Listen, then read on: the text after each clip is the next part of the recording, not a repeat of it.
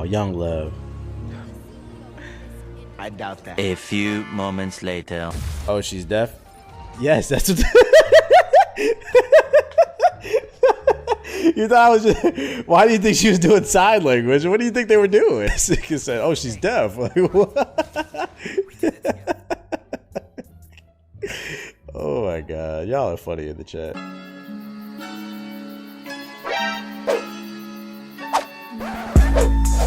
What's going on, beautiful people? The Black Hokage here, aka TBH, and to be honest, I'm here to talk Marvel's Spider-Man, Miles Morales. But before we do, friendly reminder, follow me on social media. A lot of y'all complain that my videos don't be hitting your sub box, so the best way to keep up with the latest video streams and memes is to follow me on social media. There will be a link in the description box below, or you can scan the QR code to the right of me, and it'll bring up a web page with all my social media links. So, how about that exaggerated swagger of a black teen? As tacky as that quote was, I understand where he's coming from when he said it. In this game, Miles moves throughout Harlem with a little bit more style than Peter did in the original Spider-Man release. The way he flips and dips throughout the city while swinging adds a certain flair to this game, not to mention Miles fights with more style too. And that slight variation is just enough that it does feel like you're in control of someone other than Peter.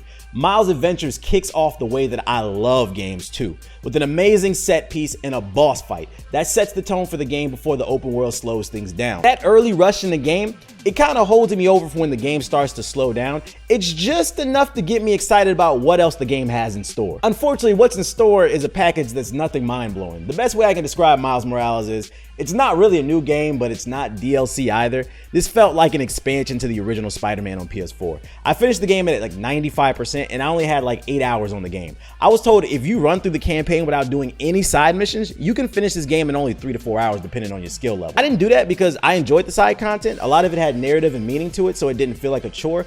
But I think another reason it didn't feel like a chore is because the PS5 version of this game takes advantage of the PS5's SSD.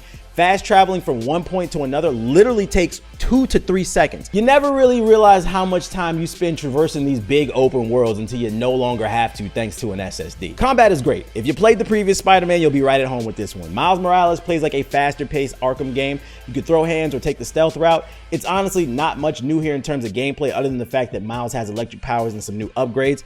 It's honestly shocking that they didn't do more. And yes, I made a pun. Sue me. His gadgets are great for crowd control, and his electric abilities are needed to defeat certain enemies. Miles feels OP, and honestly, I loved it. I also loved how optimized this game is too. I ran the PS5 version on performance mode, and Spider-Man controls so much better when you're swinging and fighting at a buttery 60 FPS. The best part is the visuals are still amazing in performance mode, so I can only imagine how much better it looks when the game's in fidelity mode. And you're gonna need that smooth frame rate too, because this game has amazing boss fights and amazing set pieces. Once again, this is pretty much why you're playing the game. Peter's out of town and he leaves the safety of the people in Miles' hands, so the game is all about story, boss fights, and set pieces. Not everything is perfect though.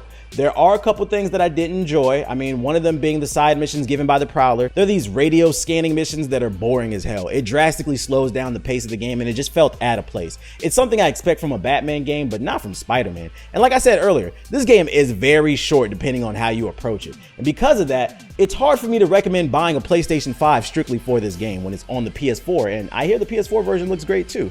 This game is awesome, but it's not a reason to stress yourself over a next-gen console. It's just not enough here. Still a dope game, just pick it up on the PS4 unless you already own the 5.